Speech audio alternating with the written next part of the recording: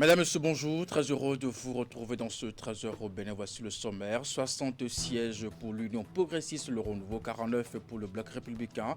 C'est provisoirement la nouvelle configuration de la prochaine mandature de l'Assemblée nationale à l'issue des élections législatives du 11 janvier dernier. Comment réagit-on à ces résultats dans les états-majors des partis politiques? Eh bien, les réactions sont à suivre dans un instant.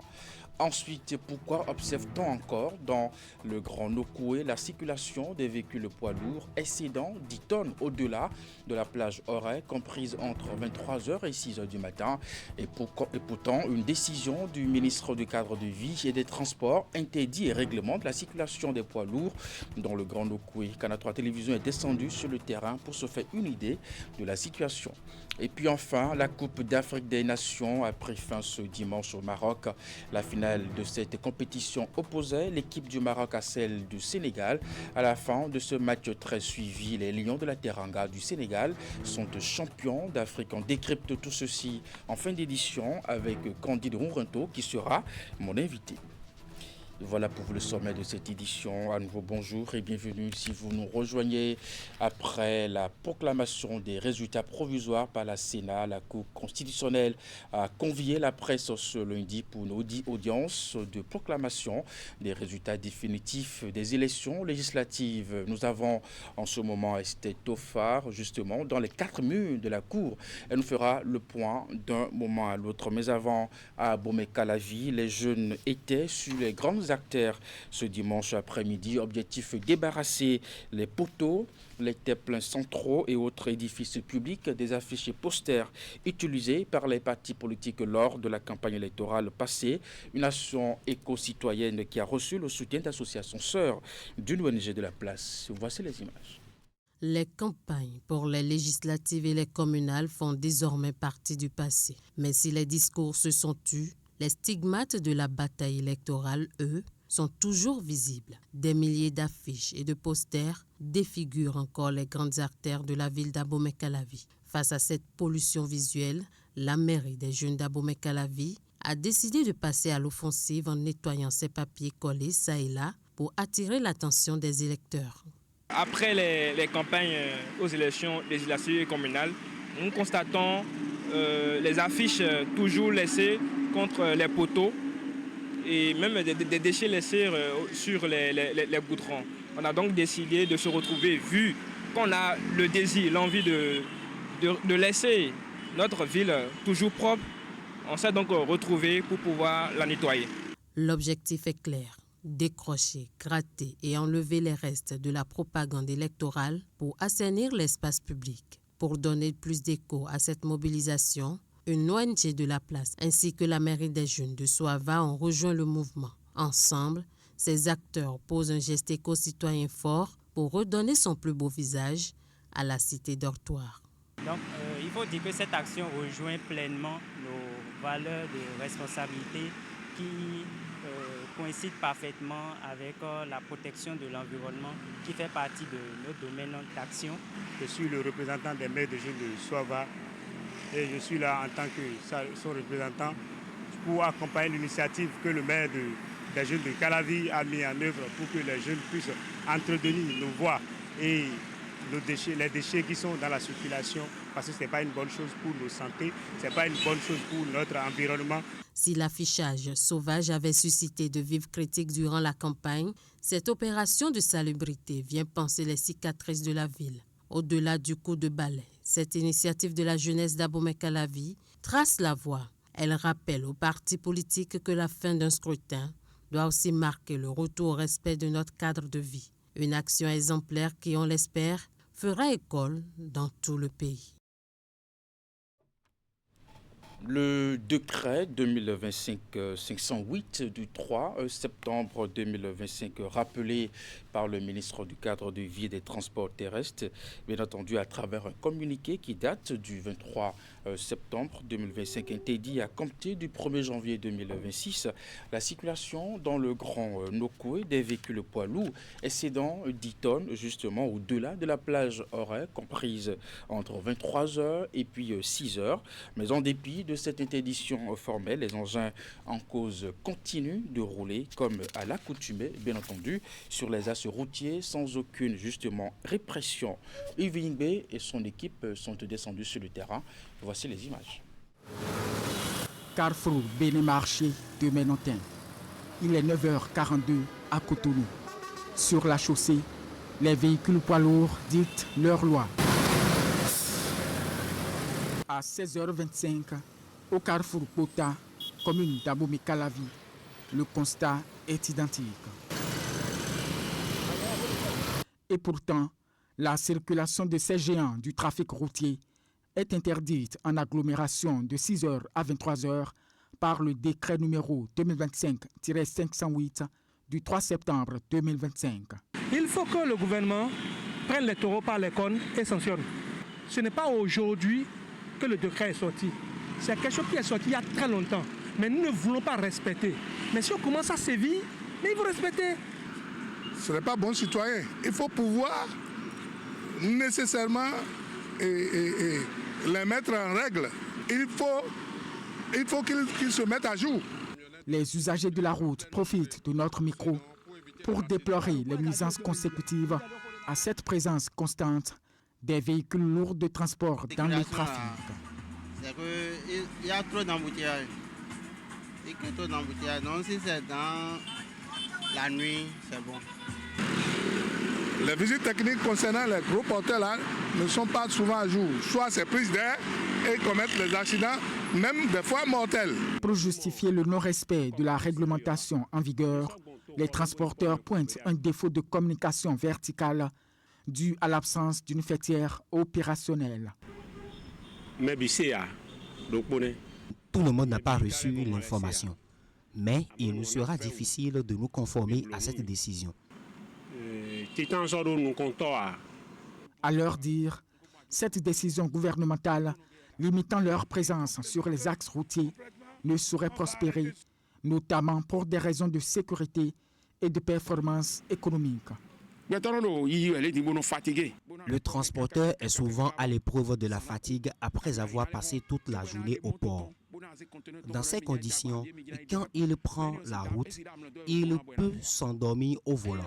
Si les poids lourds doivent circuler seulement la nuit, le risque d'accident va augmenter. Il y aura aussi plus de cas de braquage.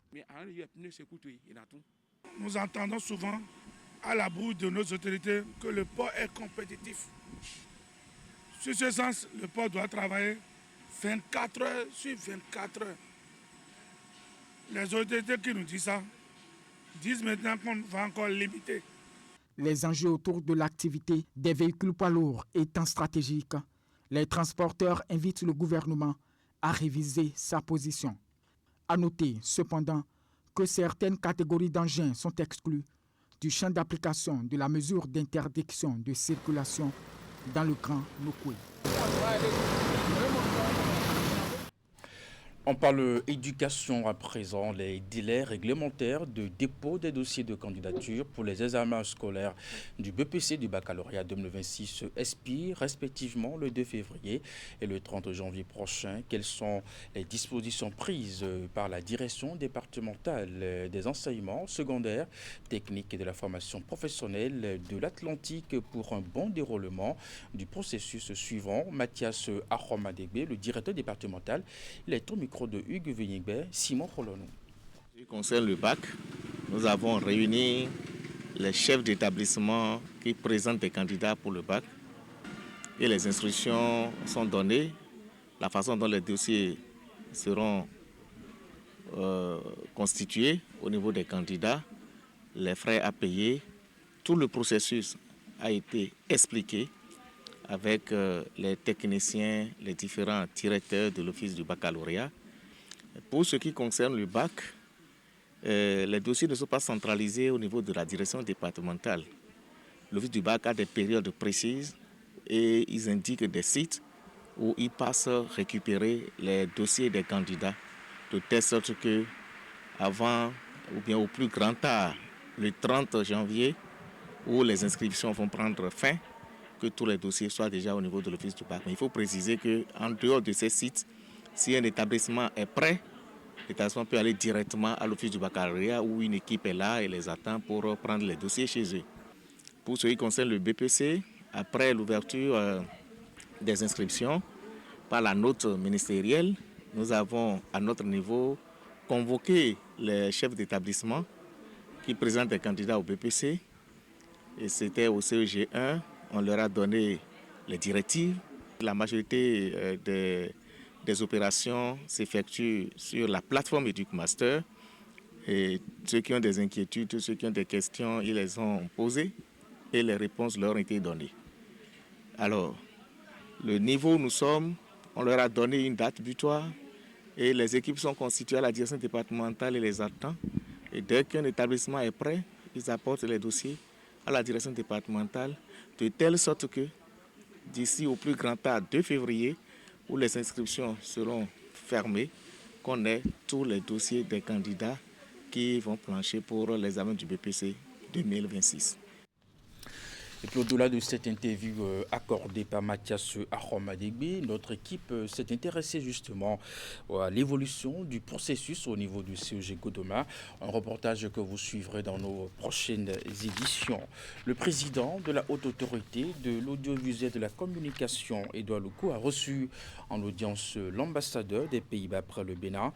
Il était question du renforcement des liens de coopération entre le Royaume des Pays-Bas et l'institution de régulation des médias au Bénin. Je vous invite à suivre un extrait de ses propos à sa sortie d'audience. Les Pays-Bas et le Bénin travaillent bien ensemble, entre autres dans le domaine de santé, dans le domaine de eau et dans le domaine de sécurité alimentaire. On a discuté quelques exemples de notre collaboration. Par exemple, le programme orienté à un foncier national qui a démarré il y a quelques ans dans 12 communes, mais avec l'ambition de couvrir tout le Bénin avec un cadastre national où on travaille avec l'expertise néerlandaise et avec le financement de Pays-Bas, mais aussi de Banque mondiale. On a parlé aussi de l'expertise que le Pays-Bas a dans le domaine de gestion de eau. Et ça se concrétise, se matérialise entre autres dans un grand projet qu'on est en train de développer pour la gestion intégrale de lac Nokwe, où on envisage des îles artificielles, le dragage et les embarcadères. Un lac peut être un frein à le développement, mais ça peut être aussi stimuler le développement. Et ça, c'est exactement notre idée.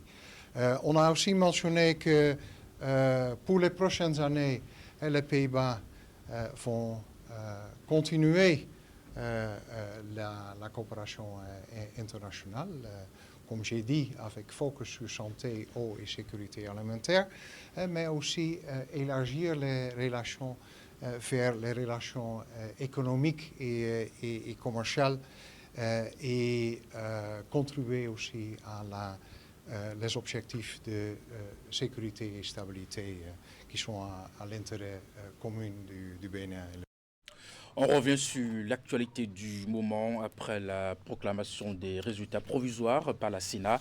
La Cour constitutionnelle a convié la presse ce lundi pour une audience de proclamation des résultats définitifs des élections législatives. Esther Tofa, vous êtes dans les 4 murs de la Cour constitutionnelle. Dites-nous justement quelle est l'ambiance actuellement, justement du côté de la Cour constitutionnelle.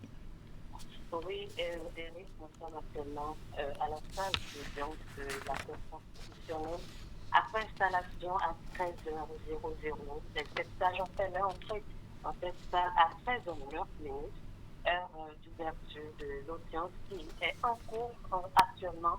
Le président Dorothée Sosa est en train de lire la décision qui proclame définitivement les résultats des législatives qui ont eu lieu le 11 janvier dernier. Alors dites-nous avec un peu plus de détails, qu'est-ce que vous observez en ce moment?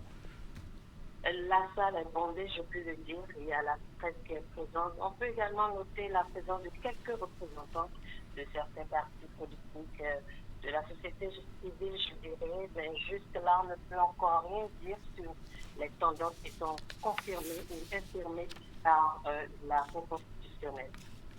Merci à vous, Esther Tofar. Gardez votre position. Nous aurons d'autres informations justement dans la suite de nos programmes. On connaît désormais les nouveaux visages qui vont siéger à l'Assemblée nationale, le 10e législature.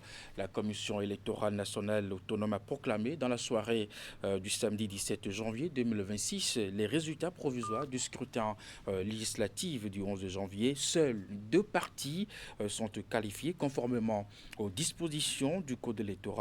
En attendant la confirmation justement de ces résultats par la Cour, ce qu'Esther Tofar vient de nous confirmer, quelques acteurs politiques apprécient cette issue du processus électoral.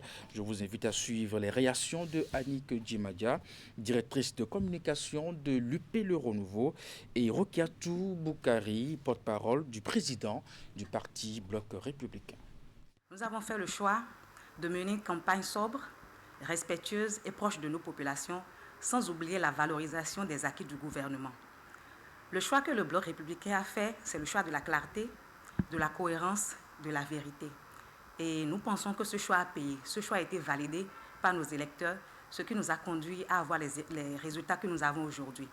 Le Bloc républicain est le seul parti aujourd'hui ayant levé des sièges dans toutes les circonscriptions électorales du Bénin. Et ça, il faut le saluer. Et c'est le parti qui aujourd'hui a pu contrôler les fiefs, les bastions qu'occupait avant le parti Les Démocrates. Nous avons pris 4 fiefs du parti Les Démocrates, donc le Bloc républicain a doublé aujourd'hui son contrôle sur le plan national. Nous sommes partis de 4 à 8. Déjà, le Bloc républicain, c'est le parti des femmes et des jeunes. Nous faisons la promotion des femmes, des jeunes. Donc c'est le parti qui a positionné des femmes en tête de liste déjà pour ces élections-là. Vous n'êtes pas sans savoir que la Sénat nous donne 60 députés sur les 109.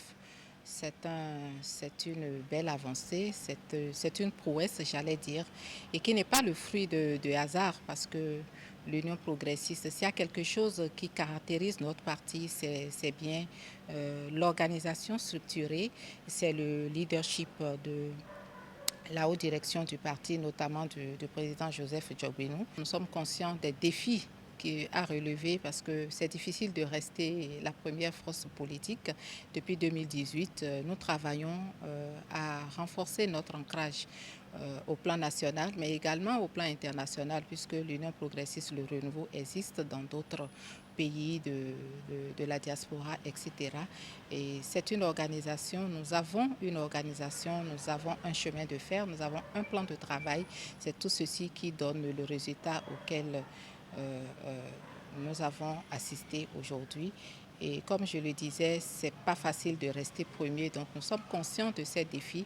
C'est toujours le défi de la présence, le défi de l'ancrage et le défi de la proximité avec les populations, puisque c'est pour eux que nous travaillons.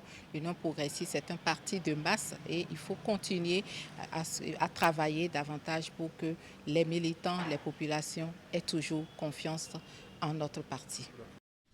À l'instant donc, la réaction de quelques acteurs politiques qui ont apprécié cette issue du processus électoral. Suivez aussi dans nos prochaines éditions la réaction justement des citoyens, des électeurs. Dans la suite de cette édition, on parle sport. Justement, la Coupe d'Afrique des Nations a pris fin ce dimanche au Maroc. Vous le savez, la finale de cette compétition opposait l'équipe du Maroc à celle du Sénégal. À la fin de ce match très suivi, les Lions de la Teranga du Sénégal sont champions. Et pour décrypter justement cet événement, je suis avec Candide Ronrento. Candide, bonjour. Eric, bonjour et bonjour à tous nos téléspectateurs. Journaliste sportif à la rédaction de Canal 3 Télévision, vous étiez aussi au Maroc pour suivre de très près cet événement. À la fin, c'est le Sénégal qui l'emporte. C'est bien cela, Eric, la messe est dite. La deuxième étoile sera bel et bien fixée sur le maillot du Sénégal. Les Lions de la Teranga ont renoué avec le titre de champion d'Afrique après donc leur premier sacre décroché à la CAN de 2021. Dans un stade plein à craquer, il faut dire que Sadio Mané et ses coéquipiers ont triomphé devant les Lions de l'Atlas au bout d'un match interminable. Une finale qui a viré dans l'irrationnel pendant de nombreuses minutes. Le fait de jeu, le pénalty sifflé par l'arbitre congolais Jean-Jacques Ndala en faveur du Maroc à la 6e minute du temps additionnel de la seconde période. Au cœur de la polémique arbitrale, presque tous les joueurs sénégalais sont rentrés au vestiaire, sauf le leader du groupe, Sadio Mané, qui quelques minutes plus tard a exhorté ses coéquipiers à revenir sur le terrain et à se battre pour le titre afin de terminer la finale avec honneur. Sadio Mané est allé lui-même chercher ses coéquipiers au vestiaire, ses coéquipiers qui l'ont écouté et qui l'ont suivi et font leur retour sur le terrain. Ce qui a suivi fut l'un des moments les plus historiques de l'histoire du football africain, surtout, il faut le dire, Edouard Mendy, vous allez le voir sur la prochaine image, a stoppé le penalty de Brahim Diaz au style d'une panenka, un arrêt qui envoie les deux équipes à l'étape des prolongations. Sur l'image à venir, il faut le dire, le Sénégal sera sacré champion d'Afrique grâce à un but plein lucarne de Pape Gueye à la 4e minute de la première période des prolongations. Au bout, le Sénégal soulève son deuxième trophée continental en 4 finales disputées respectivement lors des CAN 2002, 2019, 2021 où ils ont décroché leur toute première étoile et celle de 2025. De son côté, il faut dire que le Maroc devra encore patienter. Après donc 50 années de disette, les Lions de l'Atlas passent une nouvelle fois à côté de leur deuxième titre continental. Ils vont rester sur le seul trophée, leur seule étoile remportée en 1976 et après donc leur troisième finale à la CAN. L'attente du peuple du royaume chérifien va se prolonger encore jusqu'en 2027 à la prochaine édition de la Coupe d'Afrique des Nations qui sera co-organisée par 3 pays, le Kenya, l'Ouganda et la Tanzanie. Candide, je disais tantôt que vous étiez au Maroc, justement, pour le compte de la participation des Guépards. À la fin, quel bilan global retient-on de cette 35e édition de la CAN? Oui, avant donc de parler du bilan des Guépards, Eric, retenez tout simplement que cette Coupe d'Afrique des Nations tenue du 21 décembre 2025 au 18 janvier, hier donc dimanche 2026, au Royaume chérifien a été l'une des plus prolifiques de l'histoire de la compétition depuis 1957 avec près de 120 buts inscrits dans la compétition au thème donc du tournoi. Le joueur marocain Brahim Diaz avec 5 buts inscrits dans la compétition, sommet buteur devant Mohamed Salah et Victor Osimhen, tous deux auteurs de 4 buts dans la compétition. Sadio Mané, lui, finit meilleur joueur de la compétition de la Coupe d'Afrique des Nations Maroc 2025, tout comme celle de 2021 au Cameroun. Meilleur gardien, on a le portier du Maroc, Yacine Bonou. Eh bien, la meilleure attaque est celle du Nigeria qui a pu inscrire 8 buts au total dans la compétition. La pire défense est pour le Botswana qui a partagé le groupe D avec le Bénin, le Sénégal et la République démocratique du Congo. Le Botswana qui aura encaissé un total de 7 buts dans la compétition. Les pays qui ont écopé plus de cartons jaunes dans cette édition de la Coupe d'Afrique des Nations sont le Nigeria et le Sénégal qui ont écopé un total de 17 cartons jaunes. En termes de cartons rouges, le Mali a battu le record, 3 cartons rouges écopés par l'équipe des Aigles du Mali. Une édition au cours de laquelle tous les 24 pays qualifiés, tous les 24 pays participants avaient déjà au moins une apparition en phase finale de la Coupe d'Afrique des Nations dans son portfolio. Elle a été caractérisée, il faut le dire, pour ceux qui ont suivi la compétition par un tournoi de haute intensité, un niveau de compétition élevé et des rebondissements aussi étaient donc dans la balance. Aucune surprise tout au long de la compétition et les initiés vous diront tout simplement que c'est une CAN des logiques, tellement le niveau était élevé que même le champion de l'édition précédente, la Côte d'Ivoire, était sorti en quart de finale par l'équipe des Pharaons d'Égypte, sorti plus tard en demi-finale par les Lions sénégalais qui sortent donc vainqueurs de la compétition. Les Pharaons qui sont sortis de la compétition à l'étape des demi-finales. Retenez tout juste que le niveau de la combativité jusqu'à la victoire finale du Sénégal va offrir de précieux enseignements aux pays qui sont déjà tournés vers la CAN 2027. La prochaine édition qui sera organisée dans 3 pays, le Kenya, l'Ouganda et la Tanzanie. Des pays comme le Bénin auront attiré des enseignements de cette édition de la Coupe d'Afrique des Nations. Le Bénin qui a signé sa 5e apparition à la CAN au cours de cette édition. Les Guépards, de leur côté, ont arrêté leur compétition aux portes des quarts de finale, éliminés en 8e de finale par les Pharaons d'Égypte. Il faut le dire, au bout de 120 minutes de jeu, mais pour leur participation, ils ont quand même eu à relever 2 défis majeurs, passer déjà le premier tour de la compétition et décrocher la toute première victoire historique du Bénin dans un match de 90 minutes. Cette étape passée, Gernot Rohr et ses hommes auront pour prochain objectif de se qualifier pour la prochaine édition déjà, qui va se dérouler dans 3 pays et aller au-delà de ces différentes prouesses réalisées au Maroc, davantage exister sur la scène continentale. Et ce sera tout, Candide. Merci à vous pour ces détails. Rendez-vous à la prochaine édition. Oui, à la prochaine édition. Et avant cela, on va nous accrocher aux différentes rencontres des éliminatoires. Cette édition se poursuit. On va se quitter avec ces images. Le Bénin qui a rendu hommage ce 17 janvier 2026 à un jeune militaire de la garde républicaine. Il s'agit de Jean-Baptiste Doutour, tué dans les affrontements entre putschistes et forces loyalistes au domicile du président Patrice Talon le 7 décembre dernier. Le chef de l'État, justement, les ministres de la Défense nationale de l'Intérieur ainsi que les membres du gouvernement et aussi les membres de la famille du défunt et ses frères d'armes étaient présents à cette cérémonie d'hommage. On va suivre quelques témoignages.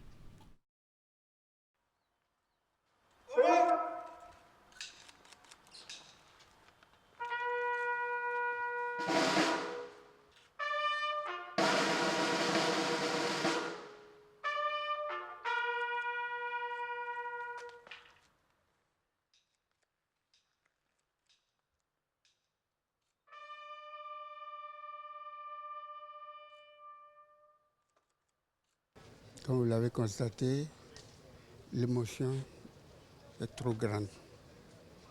Et je n'ai pas beaucoup de choses à dire, seulement Jean est parti, mais il est encore là. Je remercie le Seigneur. Il est tombé sous mes yeux et le voir partir et surtout partir définitivement aujourd'hui, c'était difficile pour moi. C'est vrai que nous avons prêté serment de servir la nation jusqu'au sacrifice suprême, mais tomber de cette manière, pas face à l'ennemi, mais face à des collègues et avec des armes achetées par l'État béninois, c'est très décevant. Et en tant que chef militaire, j'ai de l'amertume pour ce qui est arrivé et je suis vraiment énervé face à ce drame qu'on pouvait éviter.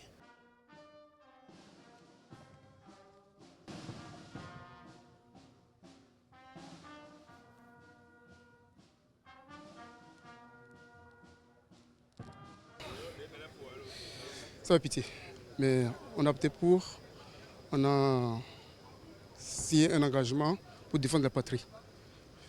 C'est vrai, c'est sous nos yeux, c'est tout ce qui s'est passé. Je garde encore en moi des émotions fortes.